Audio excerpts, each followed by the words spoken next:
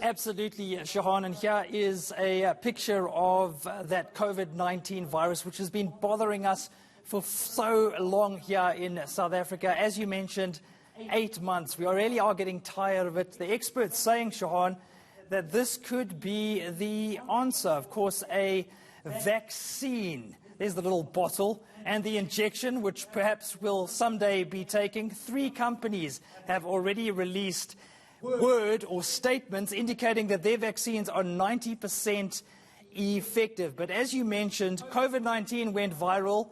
COVID-19 was the problem. The solution must also go viral. Vaccines only work if people take them and if a lot of people take them as well. Now, remember, Sean, COVID-19 is a global problem. So the experts at the WHO say the entire world will need to take a vaccine in order for it to actually become effective. Otherwise, we might face localized lockdowns around the world. So how are we positioned in terms of vaccine acceptance? We're going to focus on a study by Ipsos, which was conducted just over 6 weeks ago, Shahan. The key question, will people around the world actually take the vaccine once it becomes available? Let's bring that up. The stats really are fascinating, and South Africa's position on it also really quite interesting as well. The global average, as you'll see right there, Shahan, 73% of people saying yes, they would take the vaccine if it was available. India registered the highest numbers, 87%.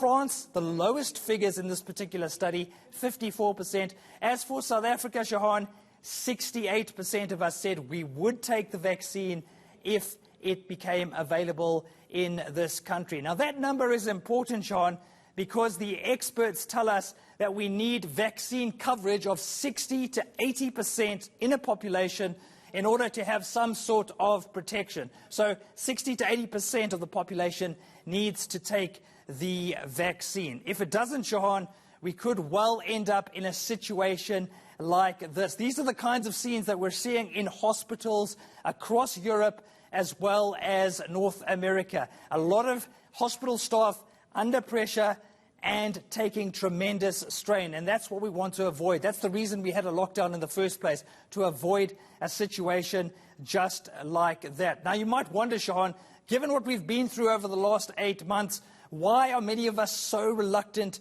to take that vaccine? Well, perhaps if we go back a few months, you'll remember a lot of people walking around like this. There's our naughty lady wearing a suit but not wearing a mask. She looks really smart, but she's not wearing a mask. And many South Africans didn't want to wear masks when they were first told to by the government. In fact, one study found, Shahan, that 1 out of 3 South Africans did not wear a mask in public, even though the law actually indicated that they had to. I'm going to have a word with her after the show, Shahan, but first I'm going to get a mask for her just to remind her that she needs to be wearing one of these until the vaccine is in fact available in this country. So we have a history of perhaps ignoring the rules to some extent in South Africa, not wearing those masks, but that's not the only problem.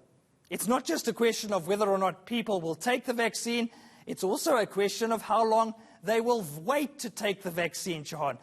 Some people will probably wait until they've got proof that there aren't any side effects, for example. So that same study that I mentioned, Shahan, asked people, how long will you wait before taking the vaccine?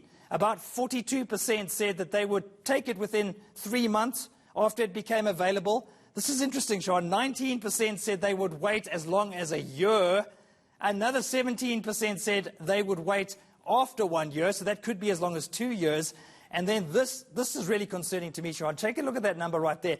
22% saying they weren't sure. So clearly a lot of uncertainty about the use of these vaccines. That's despite the scientists saying, Shahan, that they are very effective. So it all begs the question, if the vaccine is the key to unlocking our lockdown, is government sending out the right message? Is it educating people about the vaccine and what it could mean for South Africa? That's going to be a crucial test, Shahan, as we try to see some light at the end of the tunnel when it comes to this pandemic. All right.